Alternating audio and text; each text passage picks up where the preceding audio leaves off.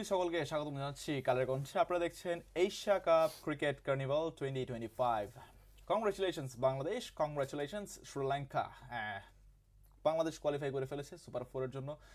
যে ভয়টা ছিল যে বাংলাদেশ কোয়ালিফাই করতে পারবে কিনা একটা সময়, শ্রীলঙ্কা এখন সে রান চেস করে ম্যাচ জিতে ফেলেছে 6 উইকেটে, এবং শ্রীলঙ্কা যখন 101 রান করে ফেলেছে তখনই শ্রীলঙ্কা কোয়ালিফাইড।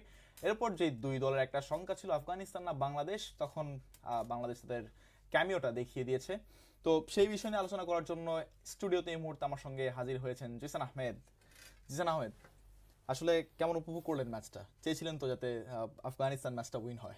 না, আফগানিস্তান যে ধরনের ক্রিকেটটা আসলে খেলেছে পুরো টুর্নামেন্ট জুড়েই, তাদের জন্য অবশ্য খারাপ লাগছে। তবে বাংলাদেশ নিজেদের দেশ যেহেতু আসলে সুপার ফোরে গেছে, এটা অবশ্যই ভালো লাগার। এবং এখন অবধি এশিয়া কাপের সবচেয়ে সেরা ম্যাচটা আজকেই ছিল, আমরা দেখলাম। তো অসাধারণ, বাংলাদেশের জন্য আসলে গুড ডিসিশন। ক্যাপশন থেকে যারা আসবে তারা হয়তো বুঝতে পারবে যে বন্ধুর মতো কাজ করেছিস। শ্রীলঙ্কা ঠিক বন্ধুর মতোই কাজই করেছে। তো চমৎকার একটা ম্যাচ দেখলাম। দুই দলই ভালো খেলেছে, দুই দলেরই খারাপ খেলেছে, দুই দলেরই স্লবি ফিল্ডিং ছিল, দুই দলেরই একসময় ভালো ফিল্ডিং করেছে।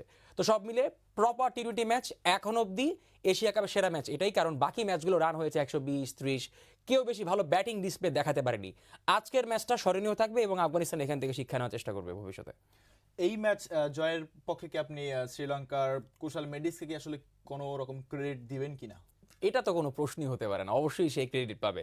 আপনি দেখেন, যখন উইকেট পড়ছিল রেগুলার ইন্টারভেলসে, সে কিন্তু ঠিকই রানের চাকা সচল রেখেছে। তার স্ট্রাইক রেট দেখেন, অনেক বেশি স্ট্রাইক রেট এরকম কিন্তু না, কিন্তু এই পিচে যতটুকু দরকার ছিল তিনি কিন্তু ঠিক ওই টাইপের ইনিংস খেলেছেন। মাঝে অনেক ব্যাটসম্যান কিন্তু চলে গেছেন, কিন্তু তিনি ঠিকই স্ট্রাইক রোটেট করেছিলেন।